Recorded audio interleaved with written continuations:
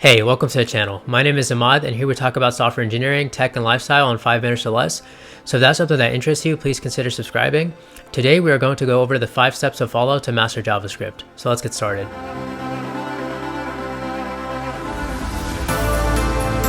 JavaScript is my favorite language, and I think it's the best language for beginners to learn. It's also one of the most popular and highest in demand languages as well. With JavaScript, you can do so much. It's known for web development, but you can also do game development, mobile development, developing web servers, and much more. So now let's get into how you can master it. Before you start learning JavaScript, I would highly recommend for you to have a good understanding of both HTML and CSS. After you've gotten those down, you then want to go over the basics of JavaScript. Just briefly scroll through the syntax of the language and go over how to create functions, loops, and variables, for example. I think this is important to do before you start watching a tutorial or taking a course, so you'll have some idea of what the instructor will be covering, and the concepts will hopefully be easier for you to understand. After you've gone through the basics of JavaScript, you should have a small understanding of what the syntax looks like, and you are now ready to start a tutorial. When looking for a tutorial, you need to really look into the quality of the course and make sure it goes in depth. Some courses just go over the concepts but provide no extra examples or exercises to help you practice and learn better.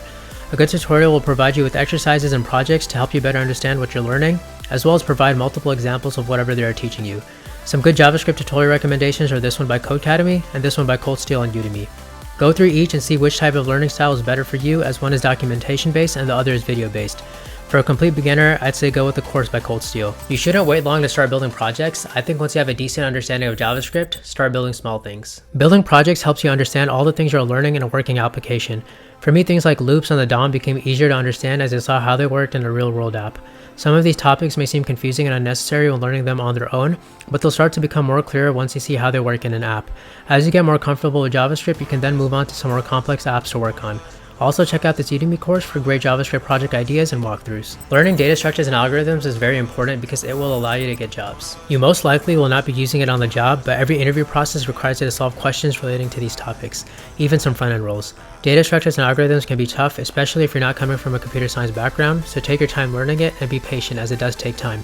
Check out this YouTube video for a great intro to DS&A, and then these 2 Udemy courses to go more in depth and further your learning. This final step ties into the previous step. Once you get a good understanding of data structures and algorithms, you want to start doing coding challenges to practice. Coding challenges are important because when you're applying to jobs, the questions you get will be very similar, so the more you do, the more comfortable you get. The best websites for coding challenges in my opinion are LeetCode and AlgoExpert. They have a huge variety of questions at different difficulty levels. I'd recommend to start with a few easy questions, and once you get comfortable, move on to medium and then try a few hard questions. The questions will be hard at first, but like I said, with time and practice you will get better. I think if you stay consistent and follow these steps, you can definitely get really good at JavaScript. There really is no time frame for you to fully master the language, as there are engineers with 10+ years of experience who still haven't done it. The goal is to just understand the language and use it as best as you can. Thanks so much for watching. I hope this was helpful. Please like and subscribe if you found the video interesting, and follow my socials for more tech and coding content, which will be linked down below. Have a great day.